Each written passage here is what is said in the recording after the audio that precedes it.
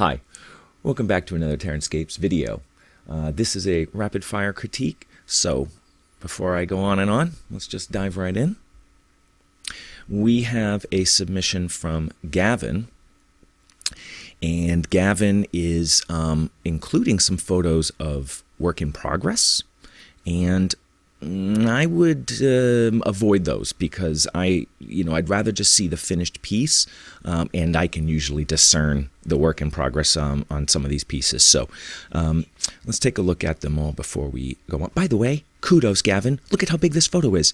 In fact, it exceeds the frame of my recording. Thank you. This is the model for everybody to follow.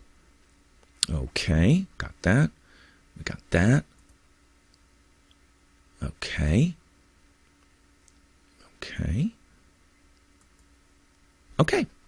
Let's go back to the beginning. Not that far back. All right. So, things I like. I like how you have tapped into, these are, I'm not going to waste time trying to remember. It will come to me. These are, hexagon kit pieces I've made from Pegasus Hobby, I think. They're a wonderful thing to tap into, and I love that you're looking to them for additional pieces to complement your work.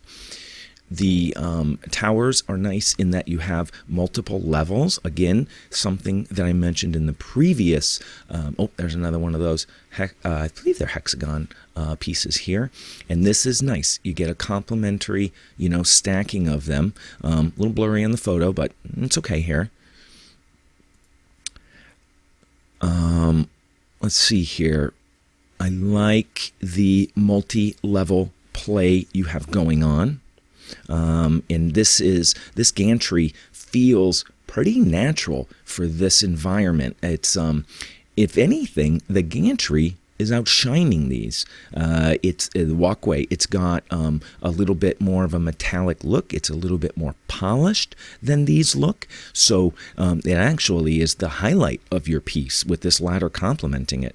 So that's kind of an interesting thing to think about. I don't think people would say the walkway is the best, but I think it is actually. Let me give you kudos on this railing. This looks like you might be using some sprue to make this railing, and what's nice about it is if it is sprue, it's very well cleaned up. You have a good, it almost looks welded here. I like that. Almost, look at this, it looks welded here, and that gives it a nice feel. And it's a little thicker than I think what a lot of people would go with, but it feels right for an industrial setting. And I like this sign. In fact, I like the next one better. Look at this. That's fun. I don't know how you got this or did this. Maybe decals from a kit. And it's just nice. It adds some flavor to this piece. Oh my gosh, I didn't start the timer. All right. All right, Gavin, you get 2 more minutes on this. So let's talk about improvements that I would make. First, okay, I'm going to go way back here because this is important and we get a good shot of it here. All right, you've got some nice little piping here. You've got some styrene strips here that you've put on rivets. You've got this, I like this, there's little tanks kind of feeding into this.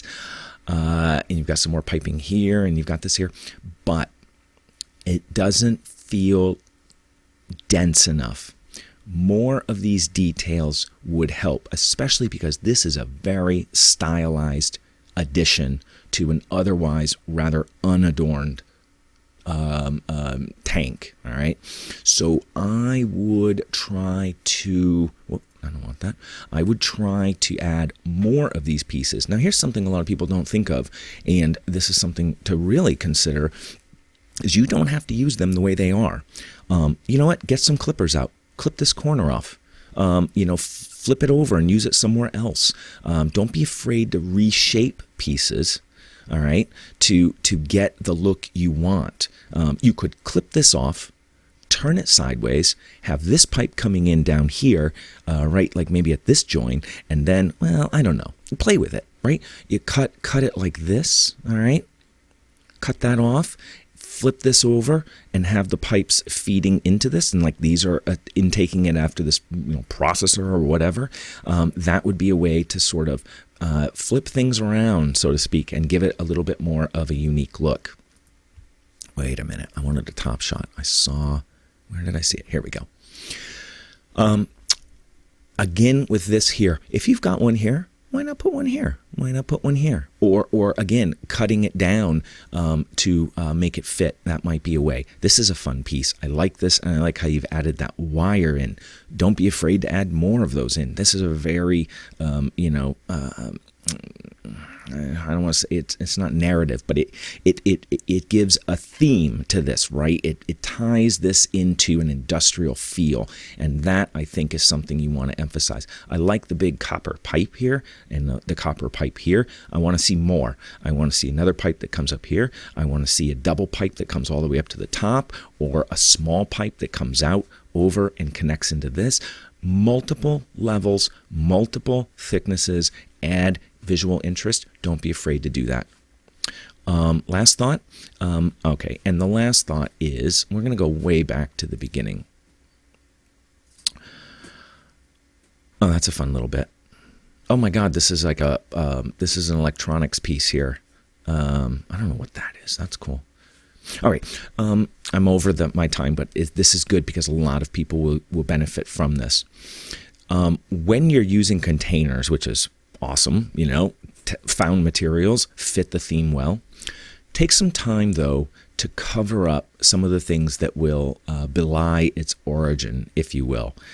I want to see these seams covered, and I want to see some of this trim area in here covered. And why not take, right, you've got some of this stripping. Oh, it's not styrene cardstock. Why not take that, and instead of going vertical, wrap it around to cover this. I mean, may not work visually, but I think it's a neat idea. Wrap it around to follow this, so you hide the seam and you break up the look that it's a can. Alternatively, fill it with some spackle and very lightly smooth it, sand it down, just so we don't see that, because it will really help hide the wonderful foundation that you can tap into using these kinds of materials. So I think I went a little over on that, but I think Gavin's piece is really good for a lot of people to see. So thank you, Gavin, for submitting it, because he shows a lot of potential for these materials, and he's got some nice ways of embellishing them.